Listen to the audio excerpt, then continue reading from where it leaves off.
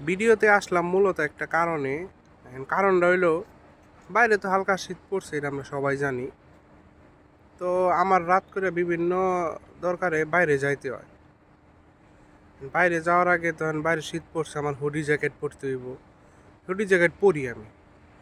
পরার পরে মনে আসে যে এই হুডির জ্যাকেট পরে তো আমি বাইরে যাবো, বাইরে কেমন শীত, আসলে বাইরের মানুষজন এগুলা পড়ছে কি পড়ছে না, নাকি আমি একাই পইরা বাইরে যাবো, মানছে কি কইব যে এই শালায় পাগল হয়ে গেছে, যে ওরাই মনে হয় শীতে ধরছে। হ্যাঁ, এগুলা কথা ভাইবা পরে আর পড়া হয় না, খুইলা রাইখা দেই, বাইরেও আর যাই না। তো কালকে হঠাৎ করে আমার ইমার্জেন্সি একটা কাজ পড়ছে, আমার বাইরে যাইতেই হইব, না গেলে হইতেছে না। তো কি করো, মানুষের কথা রে পিছনে ফালাই আমি একটা জ্যাকেট পরছি। জ্যাকেট পইরা বাইরে গেছি।